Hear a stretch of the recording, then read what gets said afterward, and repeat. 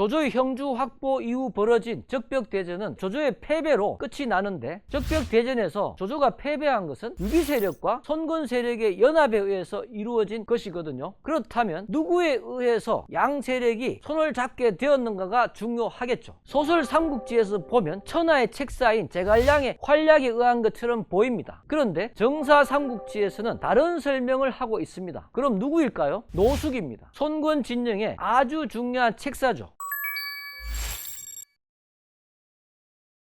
노숙이 손권을 처음 만나서 얘기합니다. 조조의 세력은 막강할 뿐만 아니라 천자를 끼고 제후도를 마음대로 호령하는 상황이어서 짧은 시간 내에 제거할 수 없습니다. 현재의 정세로 보아 반드시 강동에서 발을 붙이고 천하의 변화를 관찰해야 합니다. 그리고 북쪽의 조조 세력에 대해 방어하면서 서남쪽으로 세력을 확대해야 합니다 라고 했습니다. 제갈량의 융중대책과 거의 동일한 취지의 발언이죠. 208년에 노숙이 다시 손권에게 중요한 얘기를 하거든요. 당신은 형주의 실력자 유표가 죽은 상황에서 조조가 형주를 공격하러 남하하는 그런 급박한 상황이었습니다. 유표의 두 아들을 조문하고 유비에게도 유세하여 한마음 한뜻으로 함께 조조를 다스리자고 하면 유비는 반드시 기뻐하며 명령을 따를 것입니다. 지금 속히 가지 않으면 조조가 앞서 처리할까 두렵습니다. 노숙의 얘기를 들은 손권은 바로 노숙을 형주로 파견하거든요. 손권과 유비의 제휴는 노숙의 아이디어를 손권이 받아들여 실행했기 때문에 성사된 것이라 할 수 있겠습니다. 노숙이 조조가 남하하는 상황에서 형주의 유비를 만나게 되어 양 세력의 제휴가 성사되었습니다. 당시의 유비 상황은 매우 어려웠습니다. 조조의 남하 과정에서 장판교 전투가 벌어졌는데 여기서 패배를 당했죠. 조조군을 피해 도주하는 그런 상황이었습니다. 그런데 이런 상황에서 손권의 사신 노숙의 제휴 제안을 들으니까 기사회생이라고 생각하지 않을 수 있었겠습니까? 그래서 유비는 급히 제갈량을 손권에게 파견합니다. 손권과의 제휴를 마무리 지으려고 했던 거죠. 구체적인 실무를 진행하는 차원에서 제갈량이 손권을 만난 겁니다. 그러니까 이미 유비와 손권의 제휴는 노숙이 손권에게 제안했을 때 손권 이를 받아들인 시점에서 결정 났던 겁니다. 소설 삼국지에서는 마치 손권이 조조와의 전쟁 여부를 결정하지 못한 상태에서 제갈량을 만나 제갈량의 설명을 듣고 비로소 전쟁을 결심했다는 식으로 나오지만, 정사에서는 제가 말씀드린 대로 손권이 노숙을 파견해서 유비에게 제휴 제안을 했으니까 이 점에서 소설과 정사의 차이가 극명하게 드러났다고 봐야 합니다. 손권을 만난 제갈량은 조조와 전쟁을 할 것이냐 하지 않을 것인가를 논했던 것이 아닙니다. 제갈량은 비록 유비 세력이 조조 세력에게 패배했지만 1만의 군대를 갖고 있고 또 유표의 장남 유비가 강하의 1만의 군대를 갖고 있다는 정보를 손권에게 제시했습니다. 유비는 유비 세력과 친하고 유비의 명령을 기꺼이 들으려고 하니까 2만의 군대를 유비가 지휘할 수 있다는 거죠. 그렇다면 손권의 수만의 군대와 유비의 2만 군대가 연합해서 조조 세력과 충분히 맞설 수 있다라고 한 겁니다. 또 제갈량은 조조의 군대가 북쪽에서 내려와 수전에 익숙하지 않고 조조 군대는 북쪽 본거지를 비워두고 이곳에서 장기전은 어렵기 때문에 짧은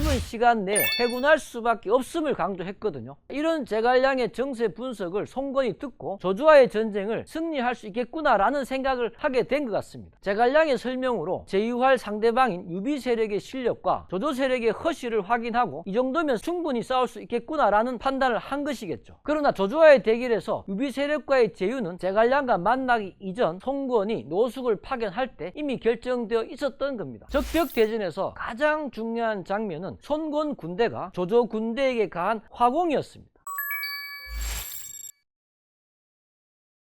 삼국지연의에서는 제갈량이 동남풍을 불게 만들어 화공을 성공시켰다는 얘기를 하고 있지만 이건 사실이 아닙니다. 정사 삼국지는 오해 총사령관 주유의 부하 황계가 화공이라는 아이디어를 낸 것으로 기록되어 있습니다. 실제 삼국지 오서에 보면 적벽대전 당시 이야기가 더 자세히 기록되어 있습니다. 손권과 유비의 연합군이 조조와 적벽에서 싸웠는데 조조의 군대에 전염병이 돌아 오래 머무를 수 없었다. 당시 날씨가 매우 추웠고 조조의 군대는 북쪽 강한에 진을 치고 배들은 서로 연결하여 길게 이어져 있었다. 그때 우도독 주유와 자도독 정보 및 황계 등이 모여서 말하기를 조조가 만약 강을 건넌다면 강동을 지킬 수 없다. 지금 북쪽 병사들은 수전에 익숙하지 않으니 화공을 써야 한다라는 내용입니다. 황계는 조조군이 바야흐로 함선을 이어서 선두와 선미가 서로 붙어 있으니 불태워서 폐주시킬 수 있습니다 라고 주유에게 권고했습니다. 주유는 황계의 이런 아이디어를 채택하고 실행하라고 명령합니다. 황계는 조조 군영에 거짓 항복 편지를 보내죠. 삼국지 강표전을 보면 또 이렇게 기록되어 있거든요. 주유가 여러 장수들에게 말했다. 오늘의 계책은 화공보다 더 좋은 것이 없다. 이에 황계로 하여금 조조에게 거짓으로 항복하게 하였고 조조는 이를 의심하지 않았다. 이에 황계는 위장 편지를 조조에게 보내어 말하기를 저 황계는 죽을 각오로 2000명의 병사를 준비하였으니 조정께서 허락하신다면 적을 습격하겠습니다 라고 하였다. 조조는 기뻐하며 황계가 반드시 항복할 것이라고 믿었다. 황계는 큰 배 10척에 뗄나무와 풀을 채우고 기름을 뿌린 후 물 위에 띄었다. 그 후 10척의 배가 동시에 출발하여 조조의 배에 도달하자 바람을 이용해 불을 붙였다. 불이 일어나고 바람이 거세지자 배는 모두 불타 없어졌고 연기와 불길이 하늘을 가리니 조조의 군대는 크게 혼란에 빠졌다. 소설에서는 제갈량의 활약으로 손공과 유비의 연합군이 조조의 대군을 상대로 적벽대전을 승리로 이끈 것처럼 각색됐지만 사실은 주유와 황계의 업적이 컸다고 볼 수 있겠습니다. 동남풍이 불자 10척의 함선을 이끌고 북군으로 투항하는 척 하면서 올라갑니다. 북군에서 1이 떨어진 지점에서 불을 붙이고 나아간 거죠. 조조의 함선들이 불이 붙어 폐주하게 된 것이 적벽대전입니다.